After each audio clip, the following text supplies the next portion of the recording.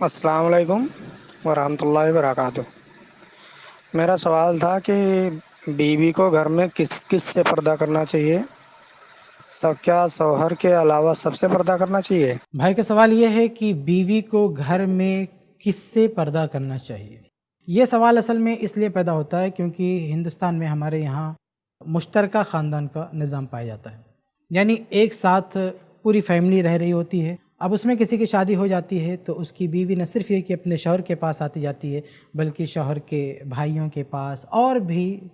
بہت سارے ایسے لوگ ہوتے ہیں جن کے پاس اس کا آنا جانا ہوتا ہے، جبکہ یہ غلط ہے۔ اسلام میں اس کی کوئی گنجائش نہیں ہے۔ بہرحال بھائی صاحب نے جو سوال پوچھا ہے کہ گھر میں بیوی کس کے پاس آ سکتی ہے، تو دیکھیے بیوی ہو یا کوئی بھی عورت ہو، وہ ایسے آدمی کے سامنے بے پردہ نہیں آ سکتی ہے جس سے اس کی شادی ممکن ہو، جو اس کے لیے ابدی حرام نہ ہو۔ اب دو طرح کے لوگ ہوتے ہیں، کچھ لوگ ایسے ہیں جو ہمیشہ کے لیے جن سے شادی حرام ہوتی ہے، جیسے ایک لڑکی کا سگا بھائی ہے، تو سگا بھائی یہ ایک ایسا شخص ہے جس سے لڑکی کی شادی کسی بھی قیمت پر نہیں ہو سکتی، ہمیشہ کے لیے وہ حرام اور ناجائز اس کے لیے۔ بھائی بہن، سگے بھائی بہن کی شادی نہیں ہو سکتی، اس لیے یہ عورت اپنے بھائی کے سامنے آ سکتی، کوئی مسئلہ نہیں، اپنے باپ کے سامنے آ سکتی، کوئی مسئلہ نہیں، اپنے بیٹے کے سامنے آ سکتی، کوئی مسئلہ نہیں، کیونکہ یہ وہ لوگ ہیں جن سے شادی کرنا اس کے لیے ہمیشہ کے لیے حرام اور ناجائز ہے۔ اور کچھ لوگ ایسے ہوتے ہیں جن سے شادی وقتی طور پر، عارضی طور پر حرام اور ناجائز ہوتی ہے۔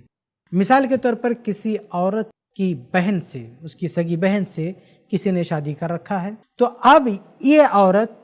اس کے یعنی اپنی بہن کے شوہر کے لیے حلال نہیں ہے، یعنی اس کا شوہر اس سے بھی شادی نہیں کر سکتا، کیونکہ کوئی آدمی ایک ساتھ دو سگی بہنوں کو اپنے نکاح میں نہیں رہ سکتا۔ تو یہاں پر دیکھیے اس عورت کے لیے یہ شخص حرام تو ہے، یعنی شادی حرام تو ہے، لیکن ہمیشہ کے لیے نہیں۔ اگر اس کی پہلی بہن کا انتقال ہو جائے یا اس نے طلاق دے دیا تو پھر اس دوسری سے وہ شادی کر سکتا ہے۔ تو چونکہ اس سے شادی ممکن ہے، اس لیے اس سے بھی اس عورت کو پردہ کرنا ضروری ہے۔ تو اصولی بات یہ ذہن میں رکھیں کہ ایک عورت کی جس سے شادی ممکن ہے،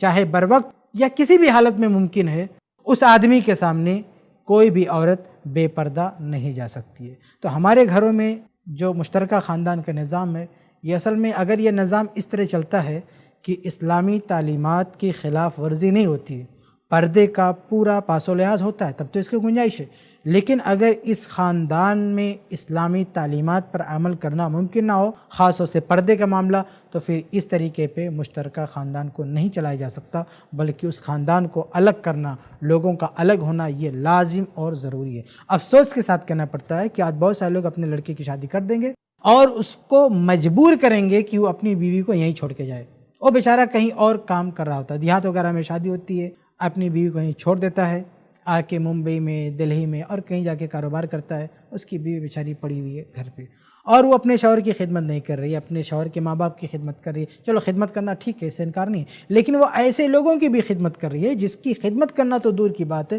اس کے سامنے اس کا کھڑا ہونا جائز نہیں ہے، اس کے سامنے اس عورت کا جانا بھی جائز نہیں ہے، اس کی خدمت کر رہی ہوتی ہے۔ یہ بہت بڑے دکھ کی بات ہے ہمارے معاشرے میں، اور یہ جو سسٹم ہے یہ اصل میں مسلمانوں کا سسٹم نہیں ہے۔ ہم چونکہ دوسرے قوم کے ساتھ رہتے ہیں تو ان لوگوں سے ہم نے یہ سیکھ لیا ہے، اس سسٹم کو ختم کرنا چاہیے، اس نظام کو ختم کرنے کی سخت ضرورت ہے۔ کوئی بھی شخص اگر اس نے کسی لڑکی سے شادی کیا،